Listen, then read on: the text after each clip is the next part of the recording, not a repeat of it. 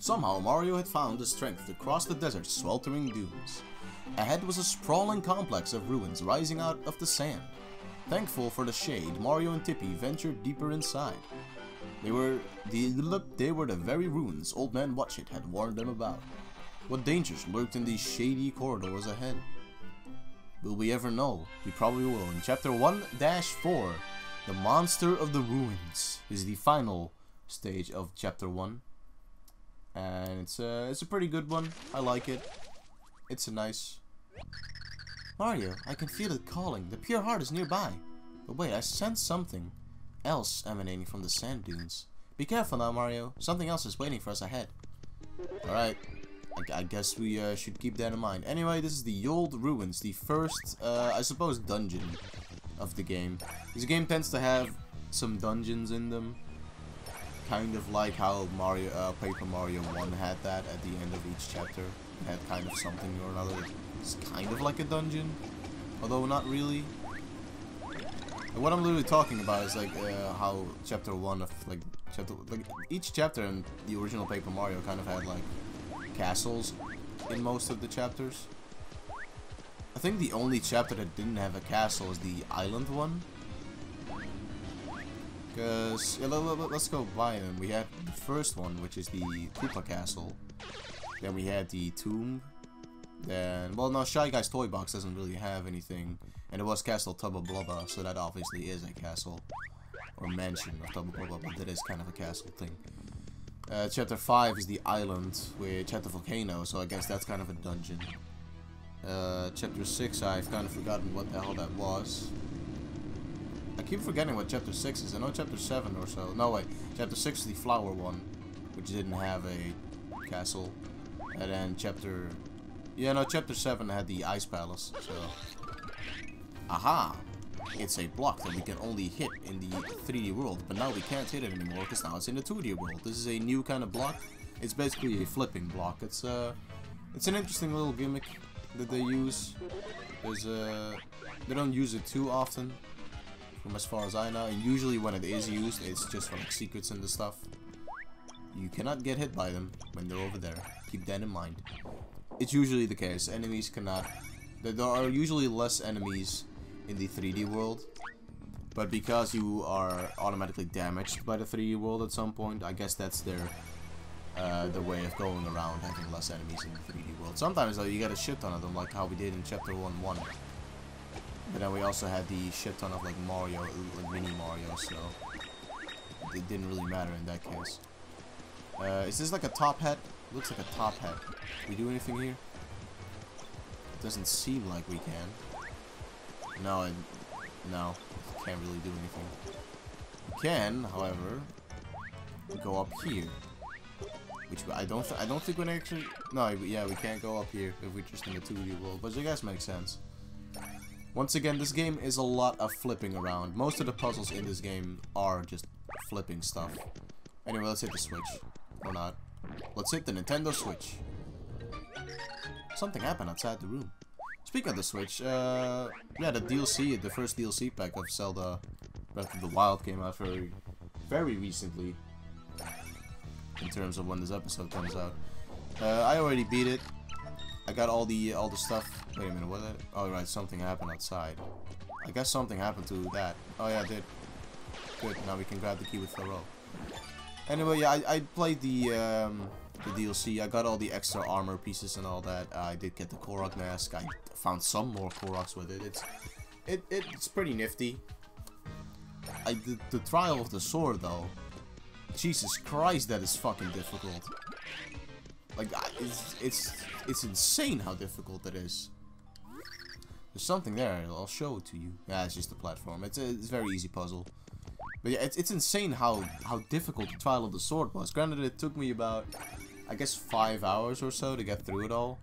And the second one, like, it's like divided in 3 little areas. The second area was definitely the easier of the 3, I'd say. The third one was definitely the most difficult one, obviously.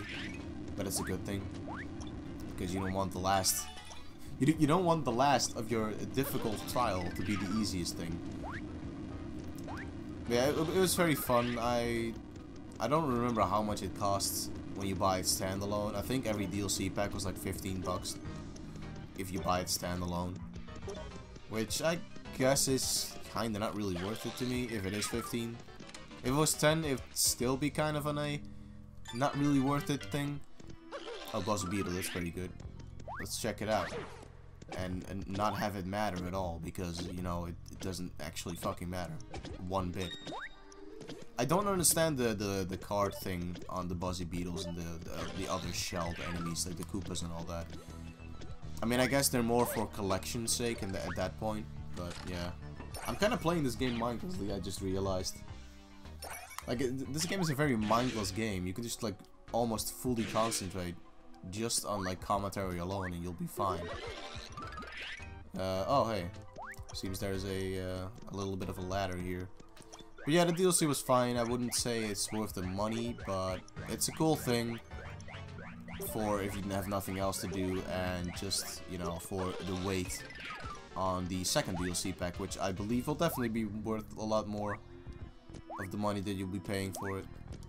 Because, I don't know, $20 for the season pass, it's quite a bit of money, but at the same time, you get 2 DLC packs for it. The first one is, I guess, I guess 5 hours for 10 bucks is pretty alright, to be fair.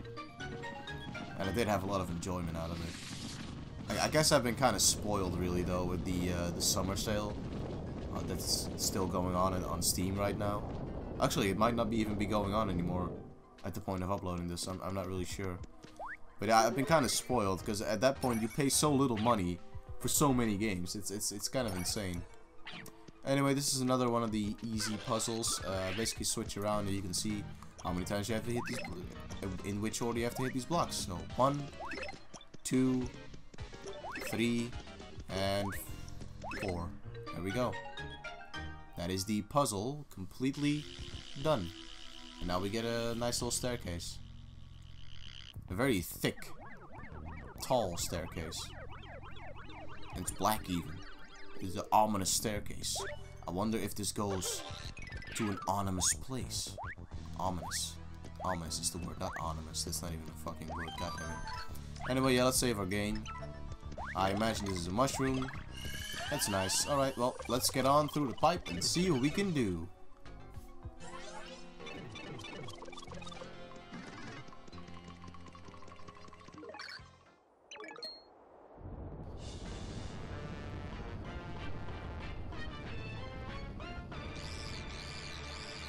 Oh shit, it's the Windows robot. We gotta look out, it's the Windows. Hello there. Intrusion detected. Leave immediately or be purged. Wait, scan initialized. Red cape detected. Blue overalls detected. Level 5 mustache detected. Incredible, plausible subject identification. But it is impossible. Hold your position searching databanks. I kinda like that. It's the loading icon of the Wii shop, I think. Search complete. 1 positive match. System overload. Legendary hero identified. Forgive me, hero. I am called Fracking. My only purpose is to defend the pure heart from lawless intruders. You are late. I have waited thousands of years for your arrival. You may pass. The pure heart is just ahead. It won't be that easy, oh no.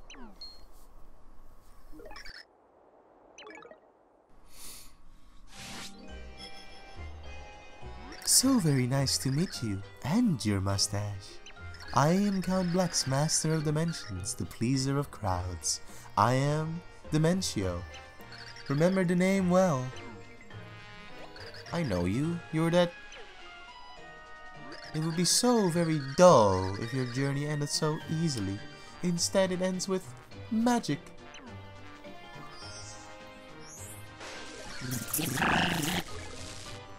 Yes, much better. Now you and this robotic guardian can spend some quality time together. Yes, quality snack time, when he snacks on you, for you are the snack. Ciao. This is a bit of a dick. But he just... I am error, press any key to restart.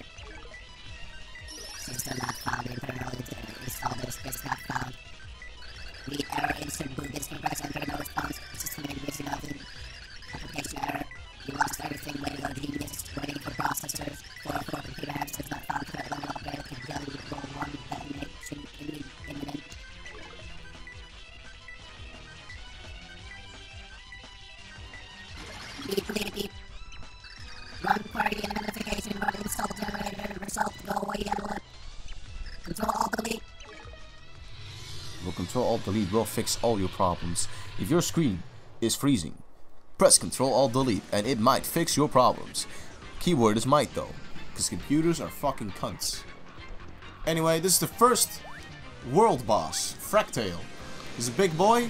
He moves around with you, as you can see. He's a robot dragon. It's pretty cool. Kind of like Bone Tail and all that stuff. I kind of forgot. I forgot the name of the first dragon boss in. Oh great. Great. I guess I should have fucking avoided that, huh? Well, anyway, if you flip over to this side, to the 3D world, you can see old Fractail over here. Come on. Come on, Fractail. Come here. Looks like Fractail is charging straight at us. Better watch out. Yes, you want to watch out. But what you also want to do is you want to jump on top of his body. There you go. You cannot do this in the 2D world, obviously, because you'll be eaten by him if you are in the 2D world. Anyway, what the goal here is we have to grab these little robots and throw them onto his little, I guess, thing. You know, actually, I kind of want to check how much... Oh, no. Okay. Okay. This is one of the things. You can... I believe you can one-cycle this boss. What you gotta do is you gotta jump right on time there. Anyway, I want to check out how much health he has. That's Fractail, the robotic guardian of the pure heart. It's quite enormous. Max HP is question mark. Attack is 1. It can fly and swoop down with its big open mouth. But I think the antenna-like horn atop its head is its weak point. I think you're gonna need to use throw to hit it. Yeah, basically, I think this guy has like 30 HP or so. So what you kind of want to do is you want to just keep throwing these guys on him, and every time he decides to do that, just keep on running with him until his tail gets really small around here, around the spikes, and then right at the end you jump, or you don't, and you fall. I guess it's right of me to show it one time that you can't fall, and then after that it's just repeating what you've done previously. You just gotta wait for Fractail to come at you, and then you run away because he's an asshole and you don't want to deal with him.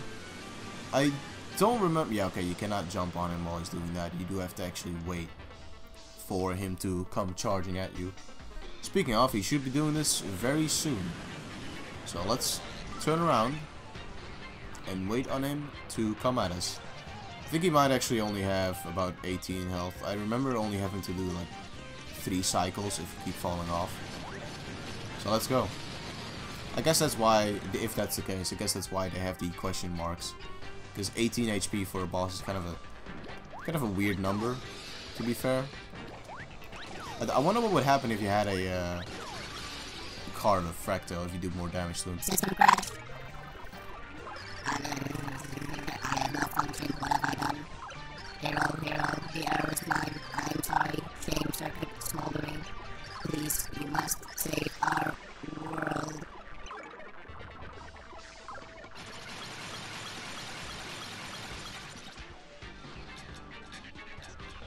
And there goes Fractail. He fracked off and died. Oh, one more duck. One more duck had to appear. Well, that was Fractail. Probably the easiest boss you'll fight in this game. I'd find him easier than Chunks, honestly. But he is a bit more of a fitting world boss than just a big, manly, burly guy. Gee, I wonder what's inside it. Oh. Welcome, hero. My name is Merlumina.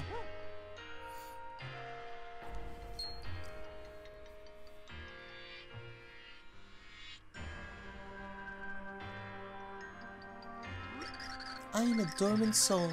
I have waited long to give you the pure heart. Yes, I've been waiting for 1500 years. It's a lot of years of just being bored and doing nothing. I would kill myself. Your presence here must mean that all worlds have begun to collapse. Yes, they have, in fact. That's why we're here. Before I give you the pure heart, you and I must speak. Listen well, hero. Long, long ago, my people built a civilization hailed as a beacon of culture. Sadly, despite our power, there was one thing we were powerless to stop. The Dark Prognosticus. Nobody knows who authored the Dark Book, It foretold the events of the future. On the last page, it was written that a chaotic power would devour the world. We knew it had to be stopped. Our greatest minds devised a great plan to stop the tragedy before it happened. We needed something with the pure essence of love to confront this chaos. Researchers set to work, and they created the Purity Heart. We divided the Purity Heart into 8 pieces and hid them in different dimensions. We hid them for their own protection, waiting for the day the hero would arrive. Everything was going as planned, or so it seemed. But the wheels of destiny began to spin wildly out of control. It began with a very small incident. At that time I was young and quite beautiful. It started the day I met 2 very fetching young men. And you see, my life set sail toward a maelstrom of love. You see, I asked one out, but, however, it was, well, you know, basically, and then I said, and he said, and then...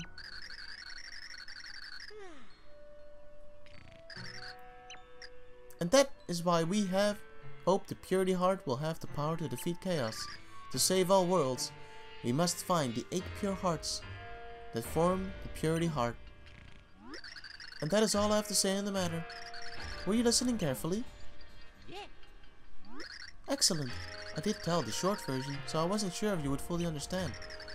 It is up to you to find the pure hearts, for they are our last and only hope.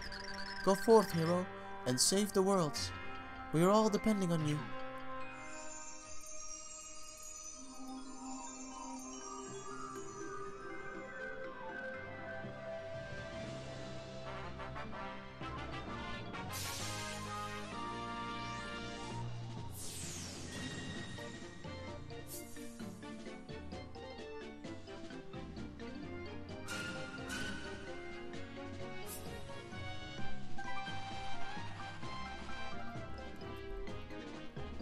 Before disappearing, Malumina had entrusted Mario to save every world.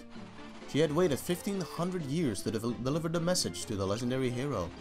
With the second pure heart in hand, Mario was in great spirits, but 6 pure hearts still remained to be found, and the journey had just begun. With a flutter, Tippy said, "I think we'd better return to Flipside." The weight of every world's fate once again rested on Mario's shoulders.